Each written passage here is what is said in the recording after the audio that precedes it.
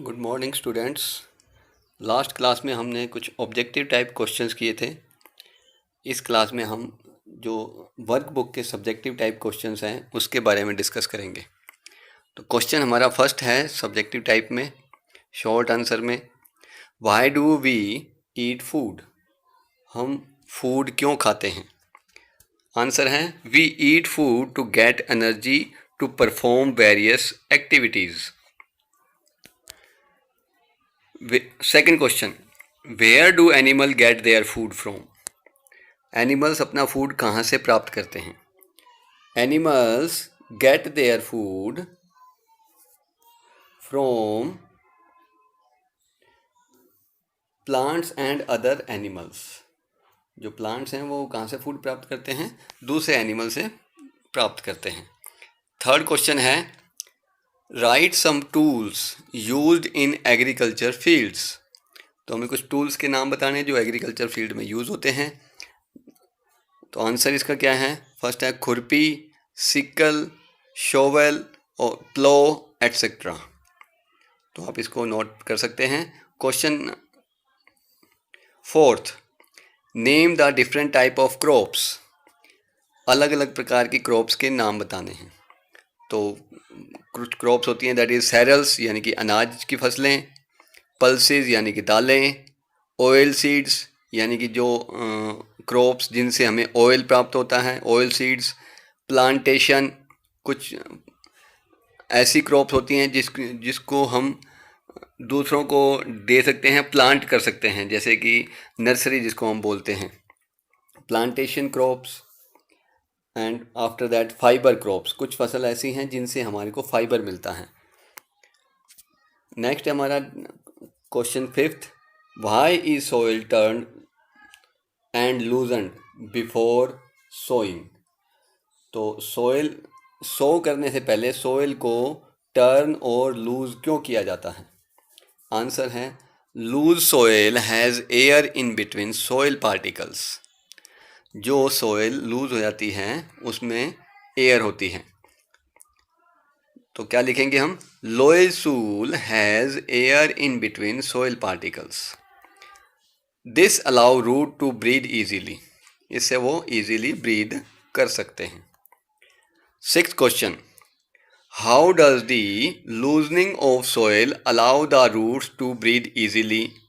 अब जो soil loose हो गई है वो रूट्स को कैसे अलाउ करता है ब्रीथ करने में? तो आंसर है इसका सोइल इज टर्न्ड एंड लूजनड।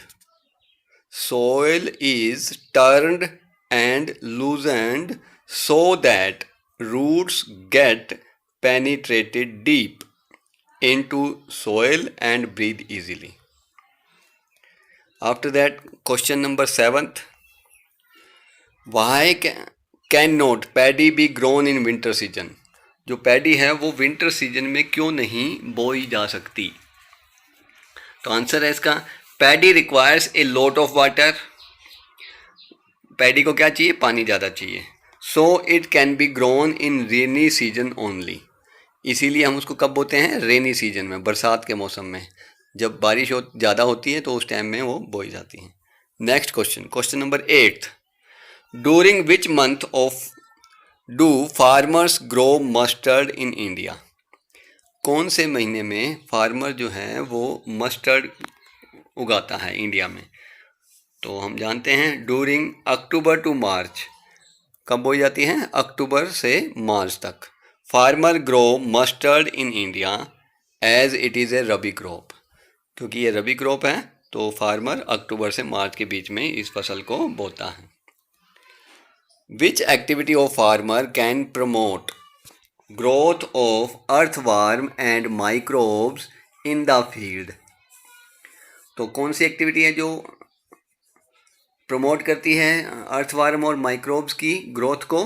तो आंसर है इसका loosening and turning of the soil, that is loosening and turning of the soil during soil preparation creates spaces in the soil which leads to aeration.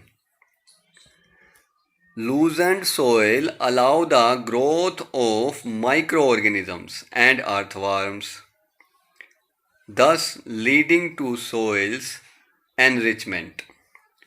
क्या मतलब है इसका? जो हमने loose करी है और टर्न करी है सोइल प्रिपरेशन के टाइम में, तो वो क्या करती हैं, एयर स्पेस क्रिएट कर देती हैं, जिससे कि एरिएशन बढ़ जाता है और जो सोइल लूज हो गई हैं वो इजीली माइक्रो ऑर्गेनिज्म जो उसके अंदर है उनकी ग्रोथ को प्रमोट करती हैं.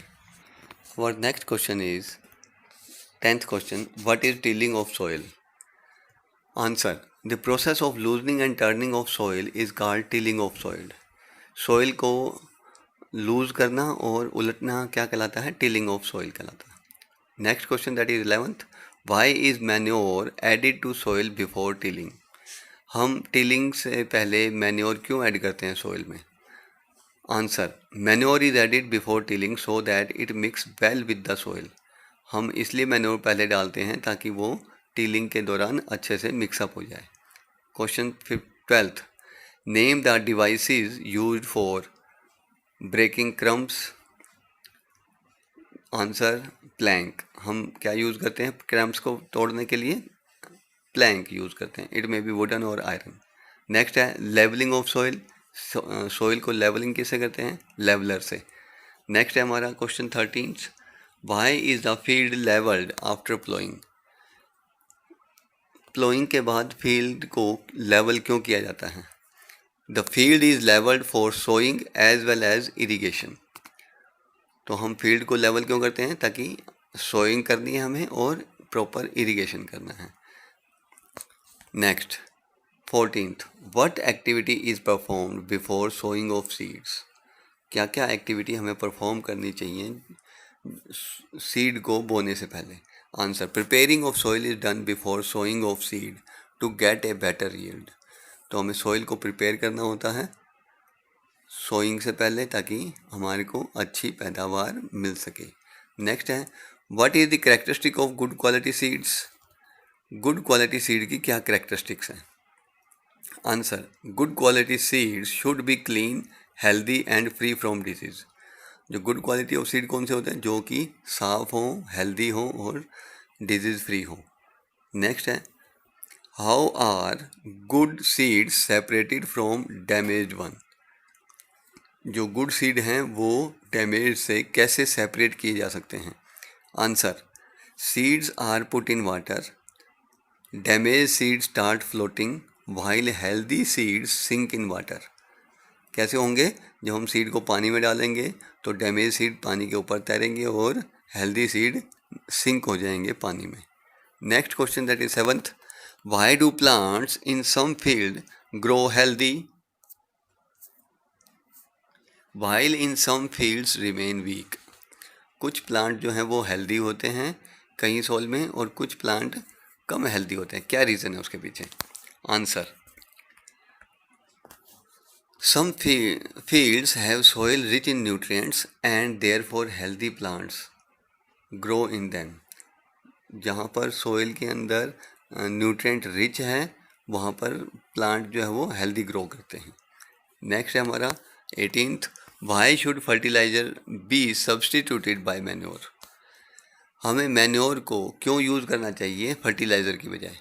Answer, fertiliser should be substituted by manure because excessive use of fertilizer make these soil less fertile. क्योंकि ज़्यादा फर्टिलाइज़र यूज़ करने से सोइल जो है कम फर्टाइल हो जाती हैं, इसलिए हमें उसको रिप्लेस करना चाहिए मैन्योर से. नेक्स्ट है हमारा 19th, how does the growth of leguminous plant help in nitrogen replenishment in the soil?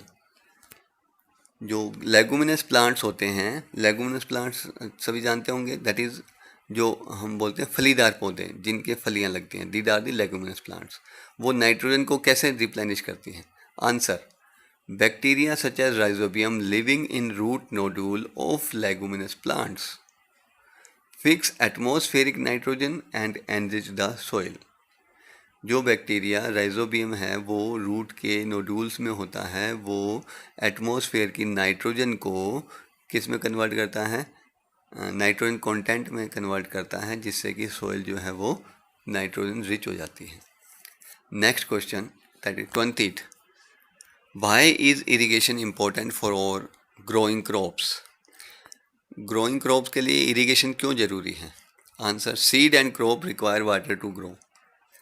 जैसा कि हम जानते हैं सीड को भी पानी चाहिए और क्रॉप को भी पानी चाहिए ताकि वो अच्छे से ग्रो हो सके या जर्मिनेट हो सके।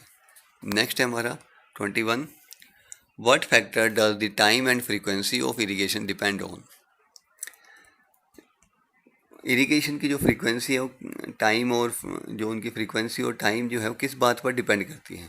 Answer, it depend on the type of crop, soil and season. ये क्रॉप, सॉइल और सीजन के ऊपर डिपेंड करती है। नेक्स्ट है the frequency of watering plant is higher in summer, why? गर्मियों में इरिगेशन जो होता है वो बढ़ाना पड़ता है, या यू कैन से कि वाटर की जो फ्रीक्वेंसी है वो ज़्यादा होती है, क्यों? Answer, it is due to increase rate of evaporation from the soil and transpiration from the leaf. क्योंकि समर में इवेपोरेशन रेट बढ़ जाता है और ट्रांसपीरेशन रेट भी बढ़ जाता है, इसलिए हमें इरिगेशन ज़्यादा करना पड़ता है, फ्रीक्वेंसी बढ़ानी पड़ती है। नेक्स्ट है हमारा, why is drip irrigation system good for some reasons? कुछ रीजन में ड्रिप इरिगेशन बहुत अच्छा है, क्यों? Drip irrigation has no scope for wastage of water at all. It delivers water drop by drop directly at the base of each plant. Thus, it is a boon for places where water is scarce. तो drip irrigation जो है उसमें water की wastage बिल्कुल नहीं होती, इसलिए ये जहाँ पर पानी की कमी है उस एरिया के लिए ये बहुत ही अच्छा तरीका है। नेक्स्ट है हमारा, व्हाट इज़ वीडिंग? वीडिंग क्या होती है? Answer, the removal of weed from the crop field is called weeding. Weeding क्या होती है? जो अब क्रॉप में से जो अनवांटेड प्लांट हैं उनको बाहर निकालना, या वीड्स जो है उनको बाहर निकालना वीडिंग कहलाती है। Next, how is weeding done manually? Weeding manually कैसे की जाती है? Answer, weeding is done manually by pulling the weeds out by hand और बाय यूजिंग ए खुरपी।